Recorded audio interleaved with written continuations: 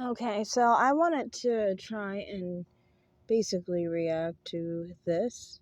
Um, so let's start. And I want to react to this in actually another situation, but I'm going to start with this one. For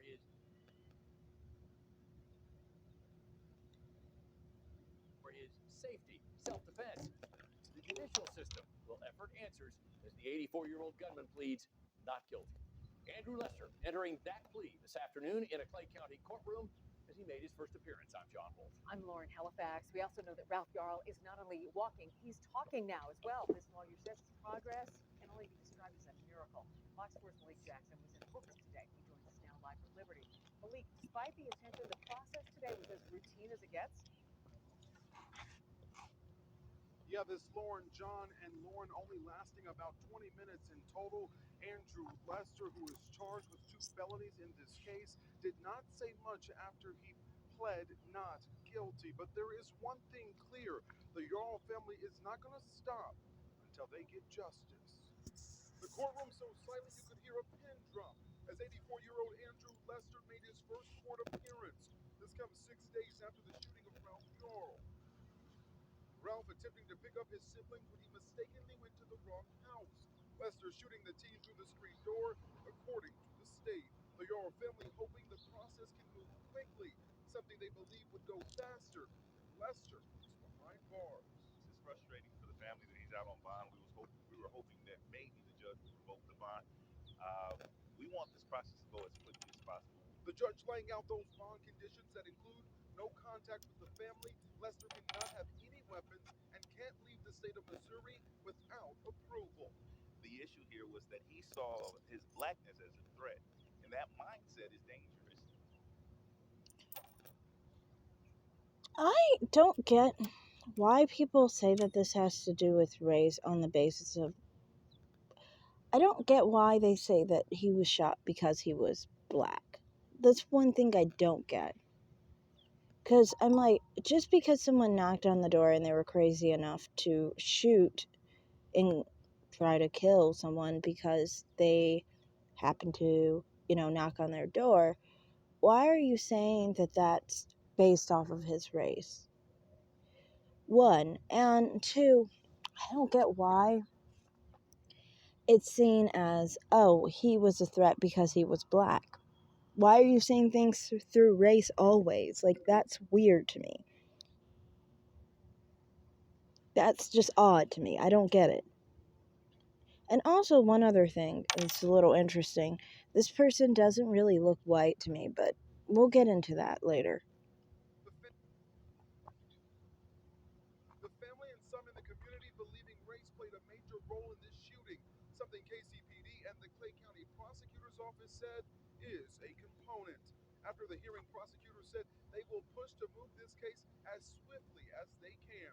Court records show that Lester and Ralph have similar accounts of what happened last Thursday, with two major exceptions. One, that Ralph never touched the doorknob, a claim Lester disputes, and two, that words were exchanged, Lester saying nothing was said, while the team said the defendant said, quote, "don't come around here." I'm concerned because of culture. And in uh, American jurisprudence, it is difficult to convict a white man for harming a black child. It should not be so, and I'm hoping this case turns. I don't know what you mean by that. I mean, everybody is by the same law in America. If you hurt someone, if you shoot someone, if you try to kill someone, it's illegal. I mean, like, sometimes people act like they live in the 1930s. That's not quite true. No, it's like, I feel like some black people almost wish they lived in those times so they could pretend that it's so bad. Or, I mean, they wouldn't have to pretend in that case. But yeah, it's just a little interesting when people say outlandish things like that. Continue, though. As for Ralph's health, Merritt said the teen is doing well, saying he can't stop talking about a concert he had later this month that he will have to miss, but saying that's okay because President Joe Biden invited the team to come play at the People's House. He's well again. I was blown away to be able to sit with Ralph on his porch and talk about music and talk about how this experience has been for him. To speak with him at all, he is a walking literally walking, talking miracle. Andrew Lester's next court appearance will be June 1st at 1:30. We did reach out to his attorney by phone twice, and we are waiting for a response. As for the Yarl family, they want this case to be reviewed on the federal level, followed by civil rights charges. In Liberty, Missouri, I'm Malik Jackson, Fox 4, working for you. Are you genuine? I'm going to show this other video. Experian helped me save over $1,400 a year on car insurance. No prices keep going up. Smashing objects in their Sorry, I want to start from the Disturbing front. new details are emerging about the elderly man accused of shooting a black teenager who rang his doorbell by mistake. Andrew Lester's ex-wife says he was prone to fits of rage, smashing objects in their home when he was angry. Mary Clayton was married to Lester for 14 years and had 3 children with him. She says he had a history of violent behavior, and when she called the police, they told her he could do what he liked in his own house. So, I wanted to point this out because on the Andrew Lester situation, it's interesting. They have his specific wife talking about the fact that he was violent, right? So, he's violent in general, right? Was his wife black? Because that tells you that that's not based off of race now, doesn't it?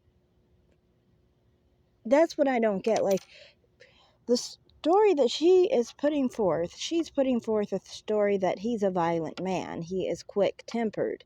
He basically resorts to violence very quickly and very easily.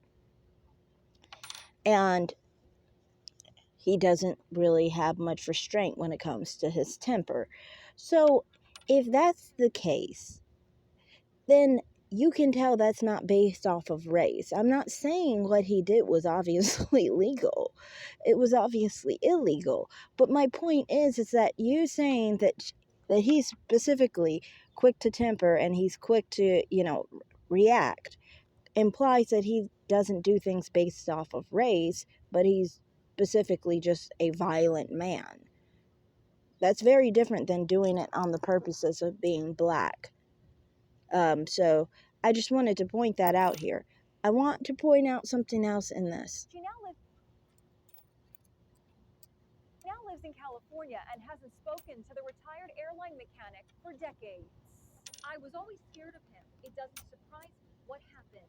And Lester's grandson, Clint Ludwig, is adding to the chilling profile. He told CNN's Don Lemon today that the 84-year-old expressed racist views and became obsessed with far-right conspiracy theories, including QAnon. I probably pushed back on some of this stuff, and he couldn't handle being pushed back on. And at a certain point, we kind of lost touch. Lester kept. Yeah, he specifically said in that interview, I watched it, that he said something along the lines of the abortion rates of black people. And he did not know about it. I guess he was ignorant. His grandson was ignorant on the topic. So he said that he was being racist because he brought up the statistics of abortion rates of black people. That's what he was saying was supposedly racist, that Andrew Lester basically said. So I just wanted to point that out there. He was really, I think, honestly, the one who was ignorant on the issue till he thought it was racism, but it's actually just factual stats that abortion rates are very high among the Black American community, period. So, anyway, on this whole issue of the Ralph Yarl shooting, I kind of feel like, honestly, people try and act like it was based off of race, but I don't see any evidence for it. I see the fact that they talk about the fact that specifically people like Andrew Lester's ex-wife, was specifically saying that there was a lot of violence in their marriage and things of that nature. But you have to pay attention to the fact that his wife isn't black. So he's violent to people who aren't black too. So that lets you know he's not just racist and just trying to act out violently to black people, but rather everyone. So that's one part of this that I wanted to point out. I want to point out one more thing in this video. So continue, guys. Arsenal of weapons and fitted his home with surveillance cameras, despite living in a low-crime neighborhood of Kansas City. The guns were all over. He had them stashed in some spots and had a big locker full of them. But yeah, he was ready to defend his home, as he would say. The accused shooter's grandson spoke directly to Ralph Yarl, who is recovering from his head wounds. Proud of you, Ralph. I'm so sorry this happened to you. I understand you're an amazing kid, and I think you're going to grow up to be an amazing man, and my family stands with you. Lester has pled not. Last thing I wanted to point out here was when people talk about violence in the city, that's not, to me, I'm like, well, it is Missouri, it's near St. Louis to some proximity. That's one part, but that's not what I wanted to point out here. I wanted to point out one thing, and also I wanted to point out that in the interview with Andrew Lester's grandson, specifically, they have the situation where he was describing him, and he did not describe him using the word white. You see, Don Lemon used the word white to describe him, but Andrew Lester's grandson did not use the word white to describe him. And it kind of makes sense when you look at him. You can see why he wouldn't describe his grandfather as white. Because you can look at Clint Ludwig and you can see that Ludwig isn't white. Ludwig is definitely Hispanic. I think that Andrew Lester is definitely a Hispanic person. I saw that from the beginning, honestly. He doesn't look like a white person to me. So it's kind of interesting that people are trying to claim he's a white man who shot a black boy, actually. He's not a black boy, black man. But anyway, he shot a black boy or whatever. But I think the thing is with this whole situation is that specifically I feel like Andrew Lester is specifically somebody who I think was made to sensationalize racial tension, racial division, basically. That's why they make him white. That's why the guy is black, the boy is black. So, they try to make this story into what they want it to be rather than what it actually is. It's a violent man, a violent, crazy old man who shoots a boy who knocked on the door. It doesn't have to do with race, in my opinion. I don't think specifically that this is racially motivated because, as his ex-wife said specifically, he is a violent person. She's been scared of him for decades and has no connection to him because he's a very violent man. And his wife is not black. His wife is probably Hispanic too, probably of a non-black ancestry. So to me, it's like, okay, if he is specifically a violent person, there are violent people who sometimes act out very negatively. We see situations where people shoot people who go past their homes. Like, for example, in New York, there's a woman who specifically was killed for driving into the wrong drive-through. Now, no one is saying that that's racially motivated simply because she was white and he was white. But you can't say that just because the people are different races, it's racially motivated.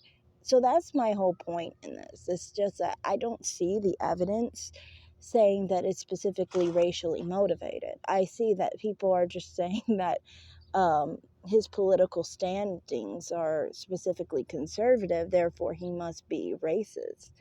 But I don't think that has to do with it completely. I think it has to do with the fact that he's violent regardless of your race. And like I said, that's proven with his ex-wife. So that's all I have to say in this video. Thanks for watching, everyone. Like and subscribe, comment down below, and have a great day, guys. Bye.